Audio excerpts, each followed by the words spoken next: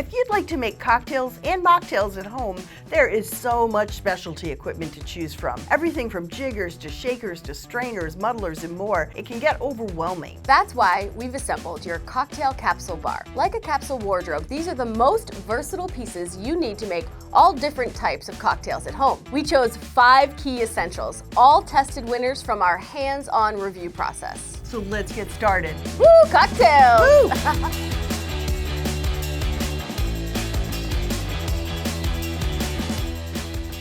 First up, jiggers. These help you measure the alcohol and other liquids for your drinks. Yeah, you'll see experienced bartenders just winging it, but mixology is like chemistry. Accurate measurements to get the right proportions out of all of the different ingredients really do matter if you want to make the best cocktail. So we tested a whole lineup of jiggers and we rounded up a bunch of common styles. And their biggest flaw, most have no measurement markings on them at all. You're supposed to know that this is 1 ounce or 2 ounces or whatever.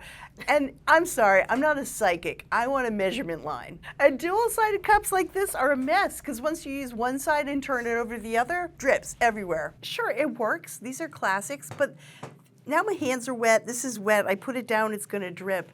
It's just kind of a mess. We don't really prefer this, and for all those reasons. That's why we've loved using our winner, the OXO Good Grips Angled Measuring Cup. It comes in stainless steel and plastic. I prefer the stainless steel. You get that classic bar look. I love the look of this. It's a little, classier. And the other thing I love about these is look how wide the top opening is compared to like your typical jigger. It is at least 2 or 3 times as wide. And that, to me, it's like so much easier not to spill, not to waste. Right. And we love this little spout because it pours neatly. A lot of these don't even have spouts. If you're doing anything more precise, it is nice to just have something that is purpose-made to pour and not make a mess. And this is versatile. This goes up to 4 tablespoons, which is 1/4 of a cup, 2 ounces. Those are common measurements used in salad dressings, all different kinds of cooking recipes, so these go way beyond the bar cart.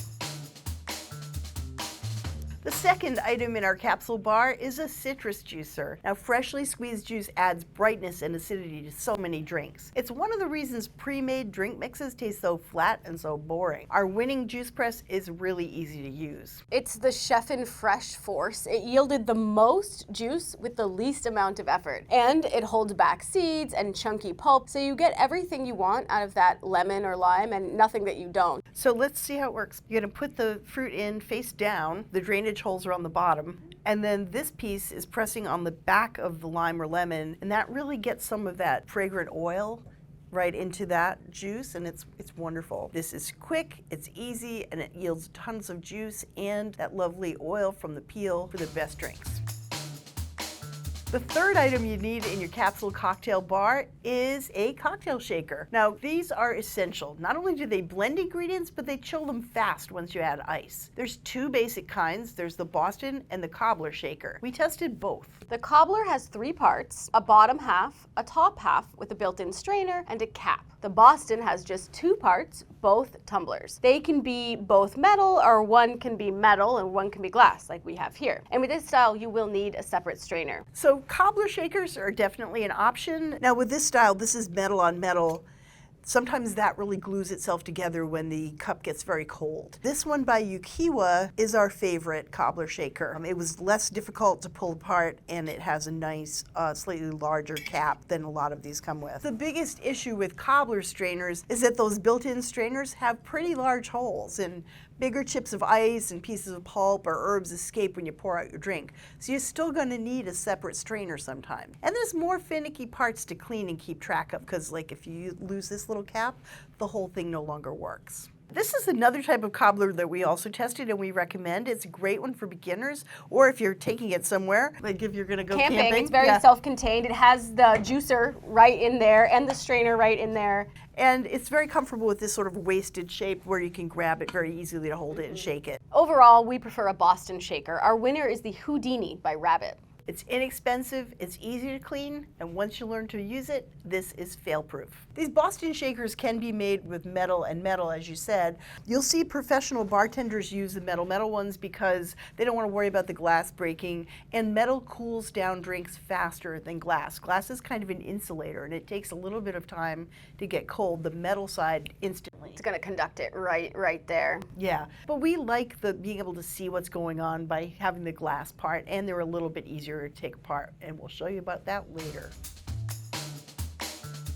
So item number 4 in our cocktail capsule bar, a strainer. If you use a Boston shaker, you will need a cocktail strainer to hold back the ice and ingredients like herbs and citrus wedges that you don't want in the final drink. The Hawthorne Strainer is the most common style, named after the Hawthorne Cafe in Boston, where it was invented in the late 1800s. These strainers are essentially perforated discs, and they have a spring mounted on part of the perimeter, and that strains the liquid. I was a tester for this review, and I was really surprised how much easier or harder some of them were to use, and really how differently they strained. For instance, on this one, the coil is really tight. Here's another one that was less successful. It has a very loose coil, and that's what you're straining through. So how tightly coiled that is gives you some more control than this very loose one. And how they fit on top of the shaker really is different, and how they just feel in your hand, and whether they help you or get in your way, they were really different. And this is our winner right here, the Cocktail Kingdom's Carico Hawthorne Strainer. It strained the best thanks to a light, moderately tensioned coil, right? It was like a Goldilocks situation in tension. Just right. Yeah, the large wings allowed it to fit securely on all different containers, and a finger tab made it easy to keep a grip on the strainer to adjust how finely we poured. So you're changing the tension on the coils to pull them apart or push them together, and that changes how finely it strains. You know, when you're shaking these and you've put some citrus or herbs in there, sometimes you want a more fine strain, so you're going to press it down more. Sometimes you will let some of that through, or you want to pour it very quickly. You don't push down as hard, and that loosens up the coil, lets more liquid through more quickly. If I was having a party and doing a cocktail and it had like little basil chopped up in there, I might strain that fully out so my guests don't have it in their teeth, you know. Very thoughtful. Hypothetically at this party. Yes. So that's why a Hawthorne strainer is so essential and so important to your capsule bar. You're really going to get a lot of use out of this, and it's important to get a good one. Our fifth and final item in the cocktail capsule bar is the bar spoon. Now, if you're not going to shake a cocktail, you might be stirring it. You're going to get maximum chilling with minimal dilution if you stir. And these bar spoons are extra long so they can reach to the bottom of a tall glass or shaker. They have a small to medium bowl, and that shape really is perfect for doing things like fishing garnishes like olives or cherries out of their jars. Some had a tool on the opposite end right here. They're trying to make everything more multi-use these days. Sometimes it was a disc for muddling or a little fork for grabbing garnishes. Whatever it was, we found them mostly ineffective, and it also made both ends dirty, so it just wasn't as clean and tidy. This is our winner, and this is by Cocktail Kingdom. It's the Teardrop Bar Spoon. It has a moderately long twisted handle that makes it really easy to grip, because when you're stirring for 30 seconds or so, that's a long time. A good grip is essential. Whether you're fishing out that last cherry or stirring up a cocktail, a good bar spoon is essential. And that's why it's number 5 in our cocktail capsule bar. Now that we have our cocktail capsule bar assembled, let's make a drink. Yay. We are using 4 out of the 5 items to make a Basil Daiquiri. So we're going to use 2 ounces of white rum. Next, I'm going to add 3/4 of an ounce of simple syrup. We're going to add 3/4 of an ounce of lime juice, and we're going to squeeze it first with our citrus press. Oh, it smells amazing. really good. So we need 3/4 of an ounce of this fresh lime juice. That's going to add the greatest flavor. Now let's add 3/4 of a cup of fresh basil, and remember to put aside a sprig for garnish. Okay. I'm going to throw that right in. Throw that right in there. Oh, it smells so good. Oh my gosh. I know, right? Now we're going to fill the shaker with ice and all those basil leaves, and we're going to fit together the 2 parts and give it a firm tap. Now you should be able to lift the whole Boston shaker by that smaller half, and that's how you know it's sealed, and that will not come apart. You want to shake it vigorously for about 15 seconds until it's fully combined and well chilled. The ice cubes smash up against the herbs and extract that great flavor.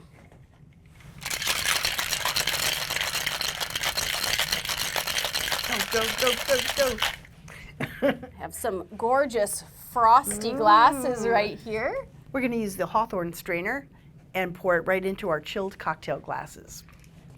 Ah, perfect. Oh my goodness.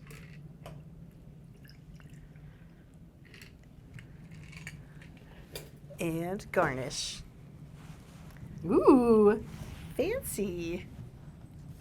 Cheers. Cheers. Did someone say cheers? Hi, Joe. It's so good to see It's you. great to see you guys. So- Is that a Basil Daiquiri I Were smell? you summoned by the waft of could- basil? I could smell it, I could hear it. People sound like they're having a good time. Well, we learned the Basil Daiquiri from your book, which Cocktails is, Illustrated. That's right. Yes. It's a gorgeous book. It's 400 recipes, 50 non-alcoholic cocktails, all the gear you need, the techniques, so many photos. It really is everything you need to get started to learning how to make amazing drinks. And I heard you were working on a new YouTube series as well. Yes, the Cocktail Lab, in fact, it's just out, and it was such an amazing project to work on. To really be able to take what we learned in the book and just to show people, because once you see how something works, then I feel like you just get a better notion about how to do it yourself. We were really talking earlier about how mixology is science. It's a little bit like chemistry. It's like baking. If you have those proportions and you measure carefully,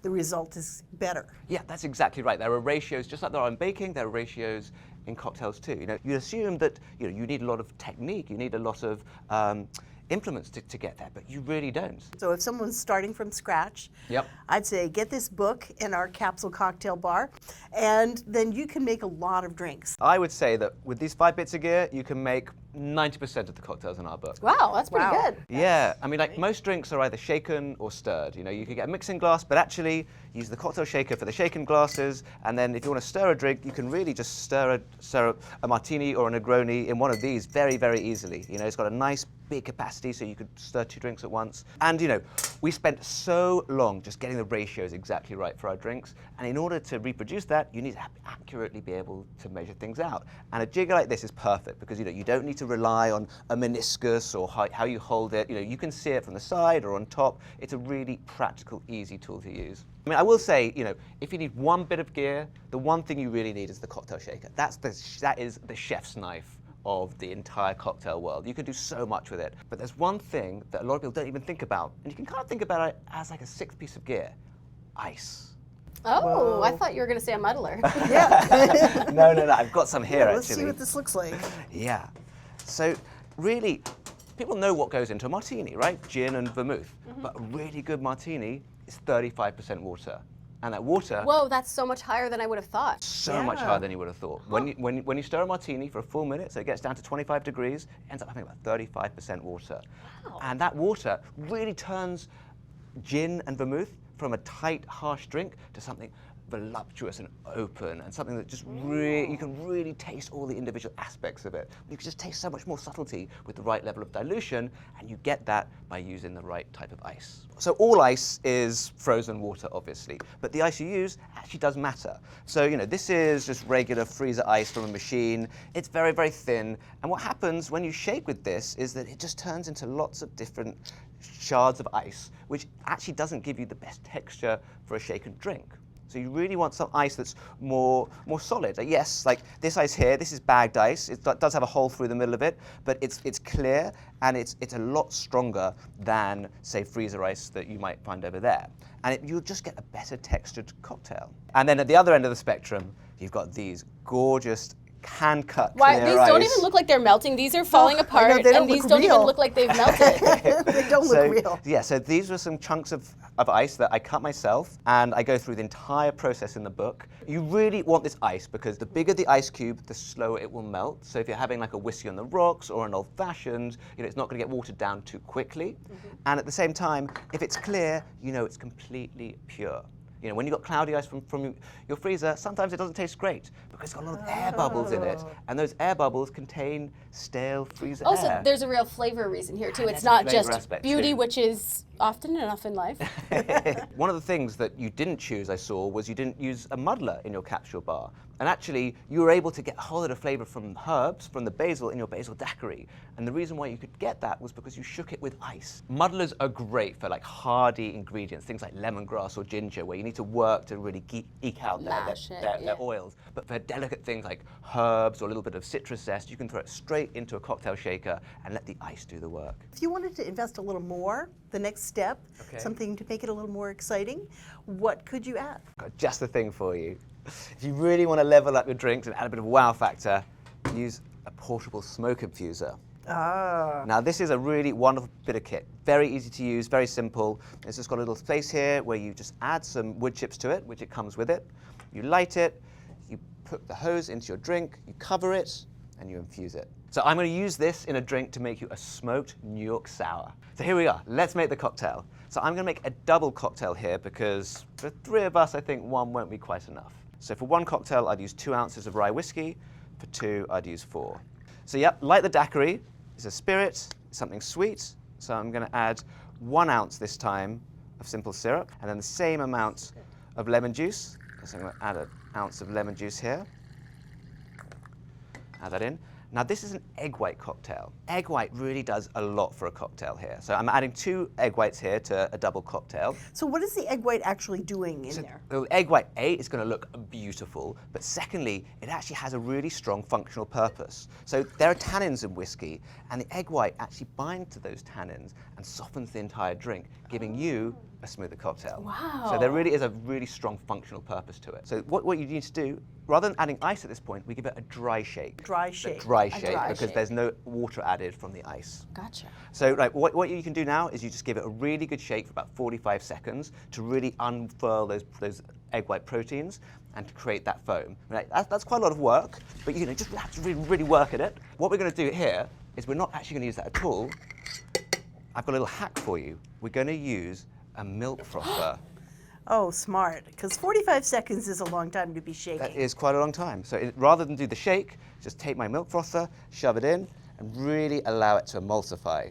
So I'm not just doing it at the top, but I'm going to start at the bottom so that the egg whites can really bind and emulsify with the whiskey. How long does it take with that? It's just about 10-20 seconds. Oh, wow. You know, and you can really build up the foam here. Like you really see that foam being look formed. at that. Even if it took 45, you're not shaking. You're not shaking just it, exactly. whirring. So this was super useful for development when we had to make 5 whiskey sours at a time. That is our best buy of milk frother. It Yes, is exactly. amazing. Multi-purpose. Yeah, amazing for coffee in the morning, and now also amazing for your cocktail. So now we need to do the wet shake. So I'm going to add my ice.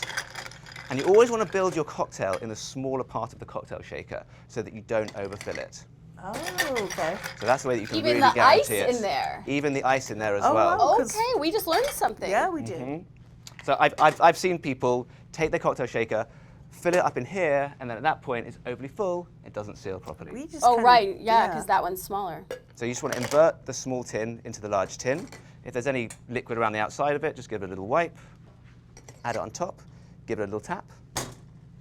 And now we're going to give it 15 seconds of a really good wet shake. Watch those lats. Engage the core. we Engage go. the core. So sometimes you'll find that when you have a wet shake, it seals really well. It's kind of hard to separate. And that's because a vacuum's been created inside the drink. So what you need to do is you need to break the vacuum by tapping it against the side of a table or using the heel of your hand, about a quarter turn from where the glass meets the tin. Little tap, Oh, and then it separates really nicely. wow. All right, so now we're going to pour our drinks. So let's grab our glasses. Okay. So this is a drink that's served on the rocks, or in our case, on the rock. Oh my gosh. Ooh. It's like eggnog. Exactly. does. It's You so get this creamy. beautiful creamy emulsion with this lovely cap of foam on top that's just going to improve your drinking experience by making it smoother. So that's it. So that's our whiskey sour. And now to turn it to a New York sour, we're going to float some red wine on top. Cool. Add an extra sort of fruity alcoholic component to it that just takes it to like another level. And I'm going to use my bar spoon to float the red wine on top. There we Oh, go. look at that color. Isn't that beautiful? And you get this gorgeous little color here.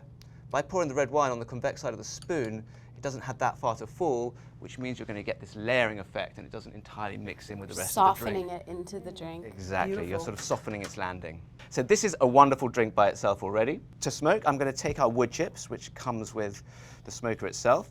You just take a little pinch. And those are hickory. These are hickory, which adds a really nice, lovely, lovely flavour. Actually, Hannah, I'm going to ask you to help me here, if you don't mind. If you're going to hold the hose just in that first drink, so I'm going to turn on the fan, high speed, get my lighter, Here we go. so smoke it, capture the smoke, move on to the next one, perfect, capture it, move on to the next one, and we've captured it. Oh, I did one upside down. I think we're okay. It smells so good. I feel like we're going skiing. We're like in the lodge. Roaring fire. Yeah. It's a little more atmospheric. It like, is, yeah, We're it's ready a for our vibe. drink. And actually, that's a really important thing to notice, actually. We're not truly smoking our cocktail, because the smoke isn't spending very much time in contact with the drink itself. It's really just more of a garnish. It sort of sits on the glass itself. And then you just lift it up quickly. Whoa. Oh, they're Isn't that beautiful? gorgeous. It feels like you're just doing a magic trick. So, you know, you It come is a forward- magic trick, I'm You pretty come sure. forward, you see the smoke, you bring it close to your nose, you smell the smoke, take a little sip of your drink.